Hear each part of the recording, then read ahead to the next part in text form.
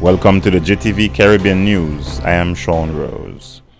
A former executive director of the U.S. Virgin Islands legislature has been sentenced to 5 years in prison for bribery and extortion.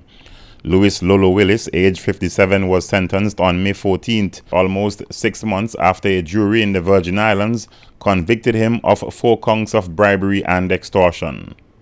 Willis was the executive director of the legislature between 2009 and 2012.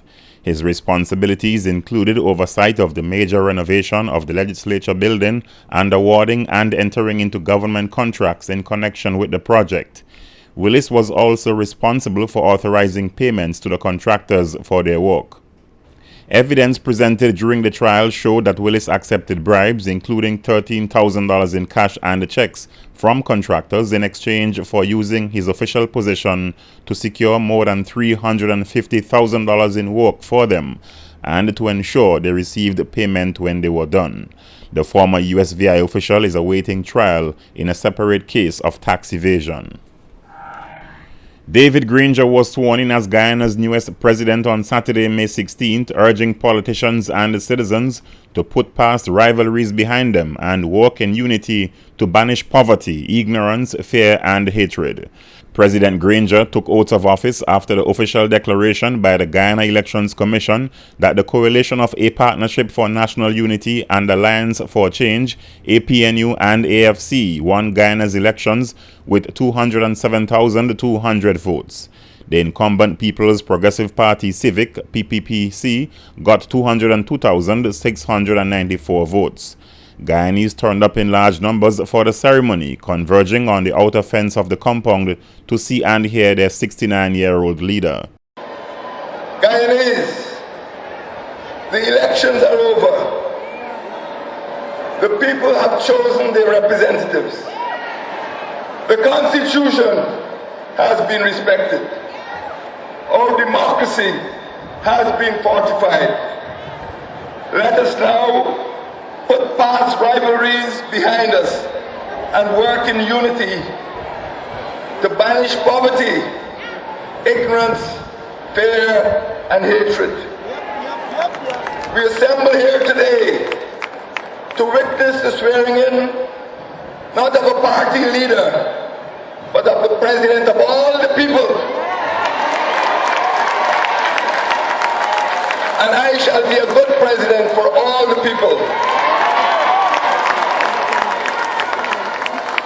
We, the Guyanese people, have chosen to inaugurate a government of national unity and to promote multi-party, inclusionary democracy.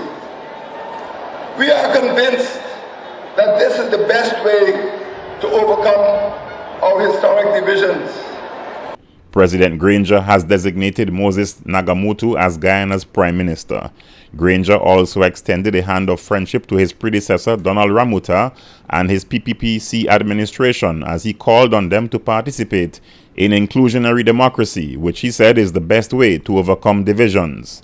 The Private Sector Commission, the PSC, described the occasion of the swearing-in of the nation's 8th executive president as historic, commending the new president for a well-fought campaign which focused on uniting the Indo- and Afro-Guyanese communities. Granger will be formally inaugurated at a ceremony at the National Stadium on May 26th, the country's 49th anniversary of independence. And still in Guyana, a mining pit collapsed in Guyana's interior, burying 10 gold miners, authorities and a private association said. The accident at the private mine at Mawasi, Potaro, was believed to have been caused by heavy rainfall that saturated the soil surrounding the mining pit. Rupert Rupnarayan, Guyana's official in charge of the natural resources sector, said because of the state of the soil, heavy equipment could not be used and compounded the rescue effort. 4 days after the accident, 9 bodies were found and the search continues for the final one. Officials say efforts will continue to recover all the bodies. 7 other miners escaped or were rescued alive after the accident, which occurred about 40 feet underground. The Registrar of the Integrity Commission in Trinidad and Tobago on Tuesday indicated that there are no or insufficient grounds for continuing its investigation into the so-called Emailgate allegations, and accordingly, the investigation has been terminated.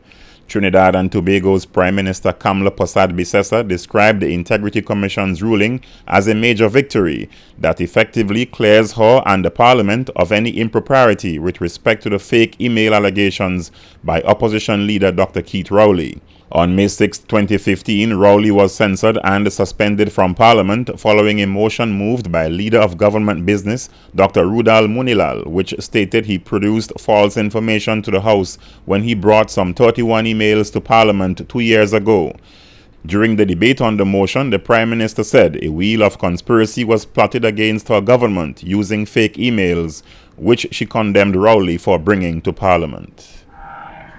And finally, in this week's Caribbean News segment, the St. Lucia government has declared a water-related emergency for all parts of the island until July 31, as the drought situation showed no signs of improvement and water levels decreased.